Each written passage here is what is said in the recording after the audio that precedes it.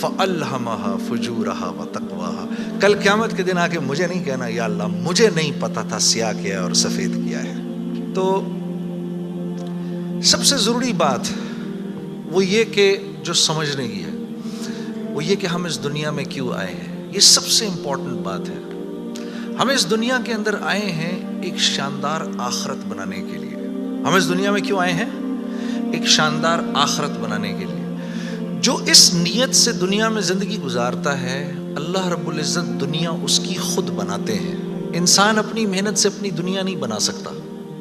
انسان اپنی محنت سے اپنی دنیا نہیں بنا سکتا. وہ اپنے آپ کو نہیں بنا سکتا تو باقی دنیا کیا بنائے گا؟ ٹھیک ہے. میں چاہوں کہ میری جوانی کبھی بڑھاپے کی طرف نہ جائے، یہ ہو نہیں سکتا. میرا اپنے اوپر تو زور چلتا نہیں ہے. نہ میں اپنی مرضی سے آیا، نہ اپنی مرضی سے رہ رہا ہوں، اور نہ اپنی مرضی سے دنیا سے جاؤں گا. یہ کیسی دنیا ہے کہ اس کی کوئی بھی چیز میرے قابو میں نہیں ہے.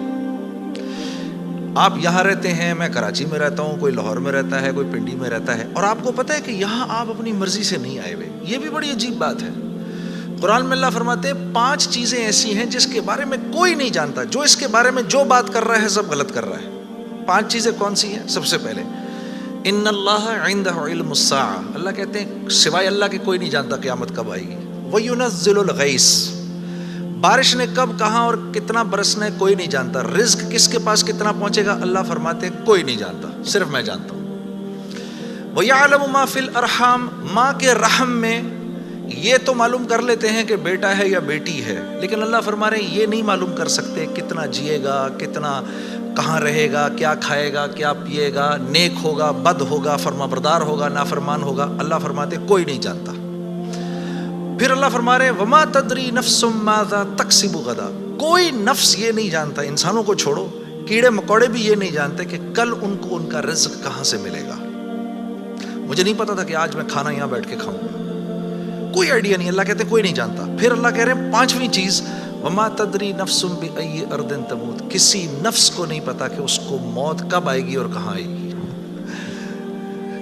وما تدری نفس بأی ارض تموت. کسی نفس کو نہیں پتا اس کو اس کی موت کل کہاں آئے گی. یہ 5 چیزیں کوئی نہیں جانتا.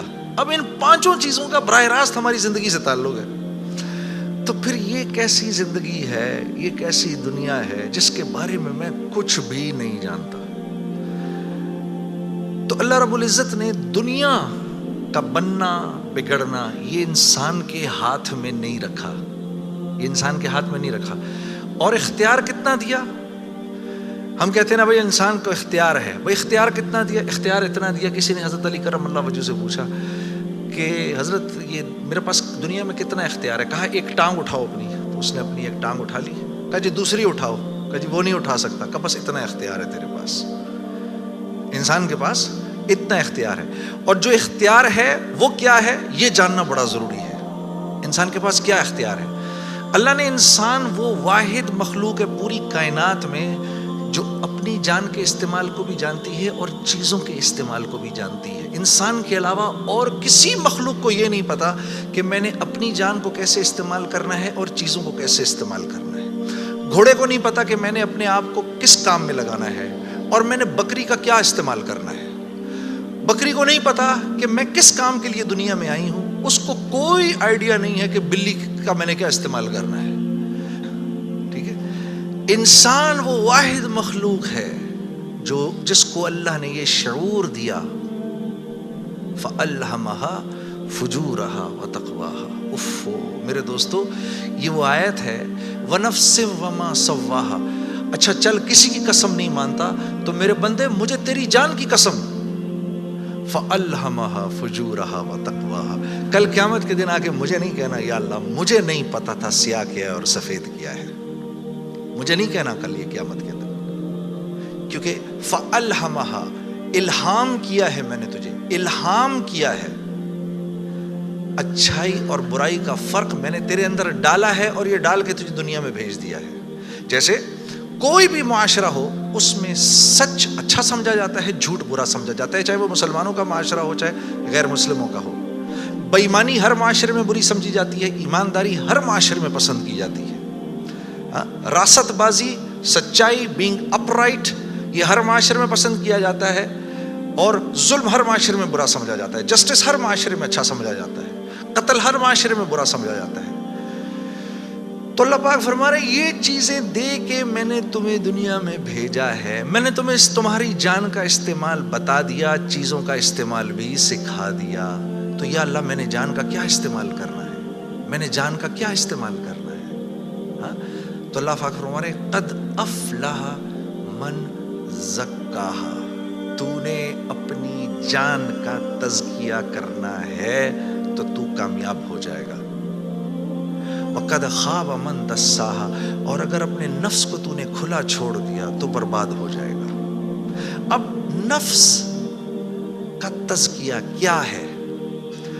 نفس کو ہر اس چیز سے روکنا جس کو اللہ نے منع کیا ہے، یہ نفس کا تزکیہ ہے۔ سامنے نامحرم عورت ہے، اب نہیں دیکھ سکتے اس کو، ہاں وہ سامنے سے آئی، نظریں جھکا لی، اب نظریں جھکا لی اسی لمحے پچھلے سارے گناہ معاف ہو جاتے ہیں۔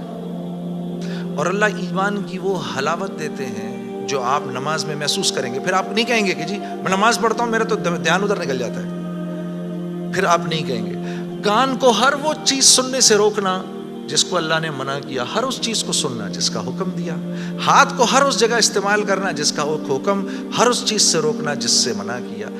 تو نفس کا تزکیہ اللہ فرما رہے ہیں جب تم دیکھ دیکھ کر میری رعایت رکھ کے زندگی گزارو گے تو تم اس دنیا میں کامیاب ہو جاؤ گے، اور تمہیں کامیاب کون کرے گا؟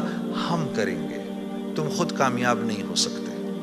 سے منع کیا تو نفس کا تزکیہ اللہ فرما رہے ہیں جب تم دیکھ دیکھ کر میری رعایت رکھ کے زندگی گزارو گے تو تم اس دنیا میں کامیاب ہو جاؤ گے، اور تمہیں کامیاب کون کرے گا؟